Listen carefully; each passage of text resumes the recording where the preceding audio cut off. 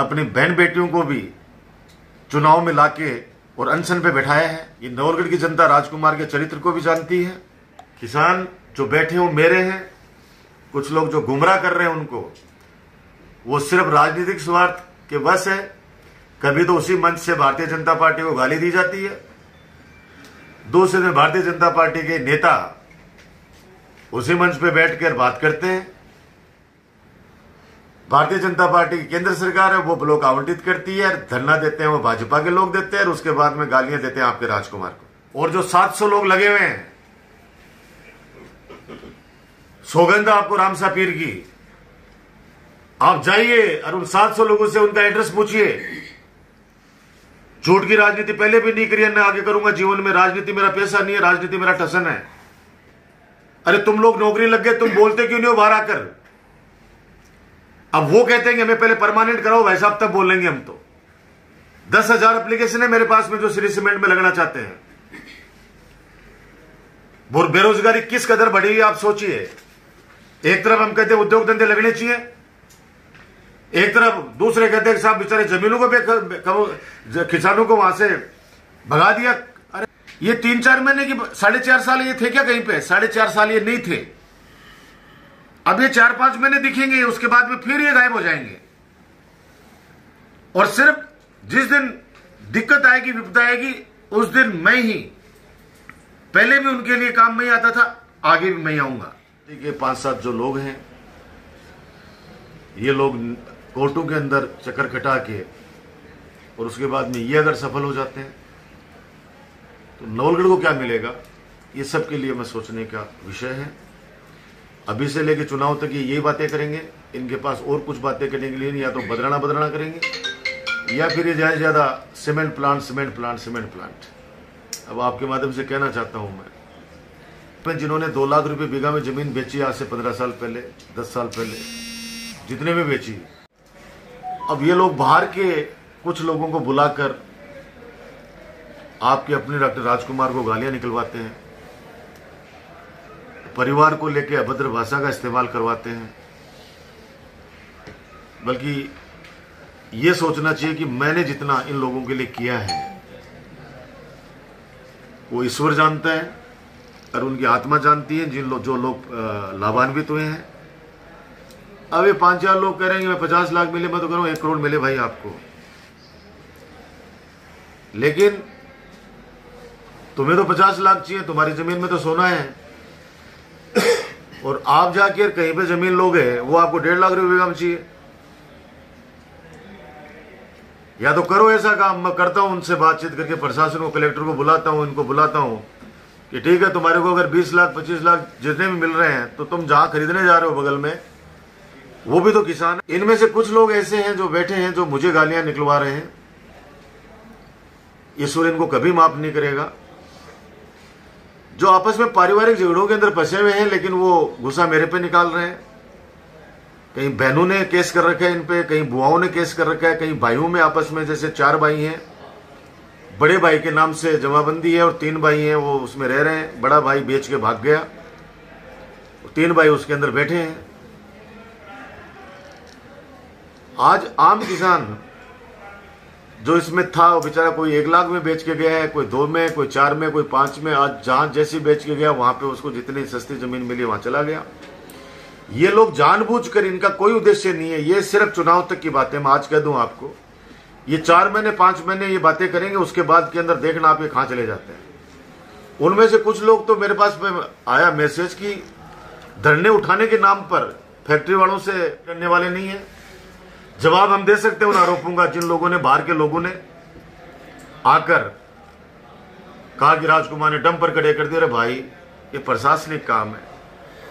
नवलगढ़ के उस दिन बड़ा प्रोग्राम था सूर्यमंडल के अंदर, हजारों बच्चे उसमें आ रहे थे, अंतर्राष्ट्रीय प्लेयर दीपक 4 आ रहे थे।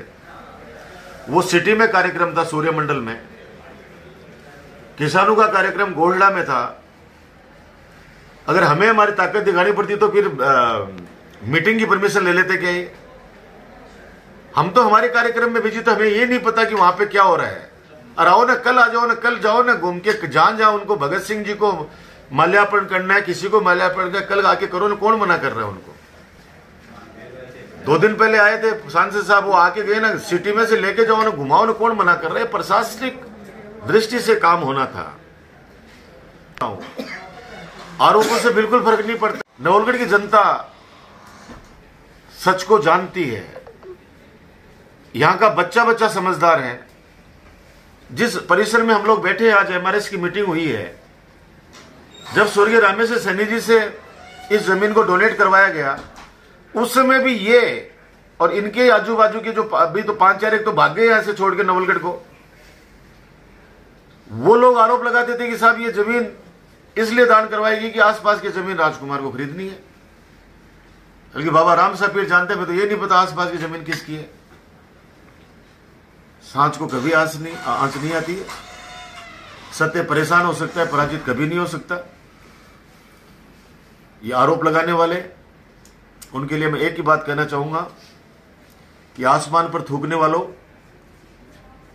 ये मत भूलो कि वो थूक एक दिन आकर तुम्हारे चेहरे पे गिरने वाला है। अपनी बहन बेटियों को भी चुनाव में लाके और अनशन पे बैठाया है, और जब सच्चाई आई सबके सामने, तब पूरा देश जानता है, पूरा प्रदेश जानता है, पूरा नवलगढ़ जानता है। ये नवलगढ़ की जनता राजकुमार के चरित्र को भी जानती है, मेरे काम करने की क्षमता को भी जानती है, मेरे 7 पीढ़ियों को भी जानती है जो इसी धरती में पैदा हुए हैं। तुम कितने भी षड्यंत्र रच लो, नवलगढ़ का चुनाव विकास नीति पे होने वाला है। तुम राजनीति करो, हम विकास नीति की बात करेंगे, हम विकास की बात करेंगे। तुम जाति धर्म की बात करो, हम इंसानियत की बात करेंगे, मानवता की बात करेंगे। खून का कोई रंग नहीं होता, और उसको कौन किस जाति धर्म का व्यक्ति आगे खून दे देता है और उसकी जान बचा लेता है, तो आप सोचिए कि वो भगवान के रूप में होता है। किस व्यक्ति को कौन सी जाति में, कौन से धर्म में, किस माता की कोख से पैदा होना है, ये सब ईश्वर के हाथ में है। हम काम करके, सेवा करके लोगों को अपना बनाते हैं, ये हमारे हाथ में है। आज नवलगढ़ विकास में बहुत तेज गति से तरक्की कर रहा है। गांव गांव के अंदर खुशी का माहौल है। हमारे राजस्थान की सरकार माननीय अशोक गहलोत साहब के नेतृत्व में समाज के हर वर्ग को लाभ देने का काम कर रही है। आज कैंपों में किस कदर से भीड़ बढ़ रही है, महंगाई राहत कैंप के अंदर किस कदर लोग खुश हैं। लोगों को 1000-1000 रुपए की पेंशन,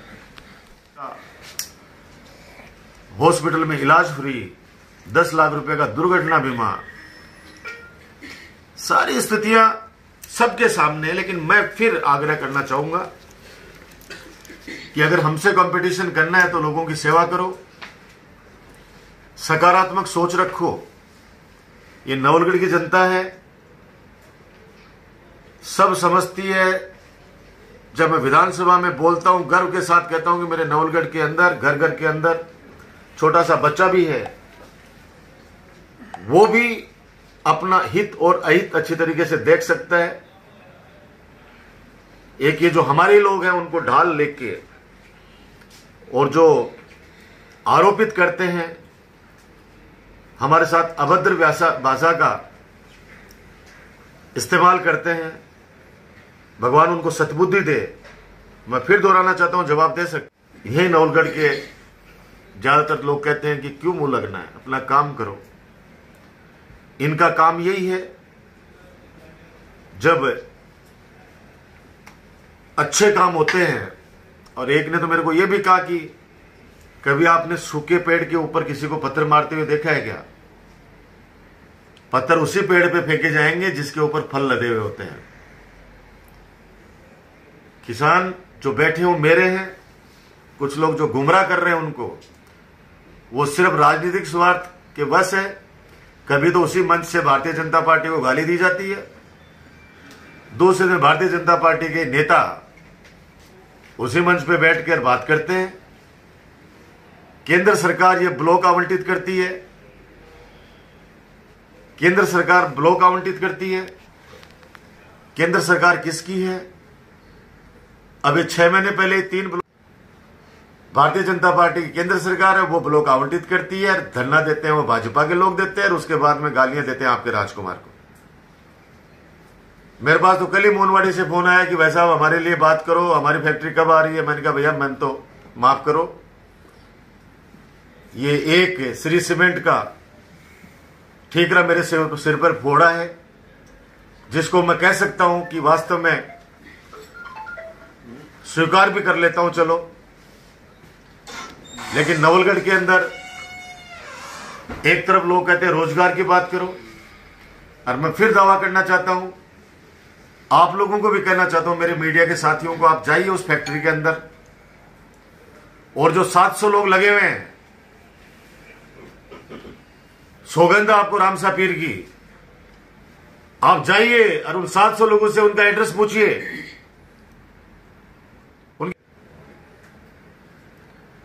और उसमें नवलगढ़ के कितने लोग हैं, वो आपके सामने सच्चाई आ जाएगी। झूठ की राजनीति पहले भी नहीं करी है, ना आगे करूंगा जीवन में। राजनीति मेरा पेशा नहीं है, राजनीति मेरा टसन है।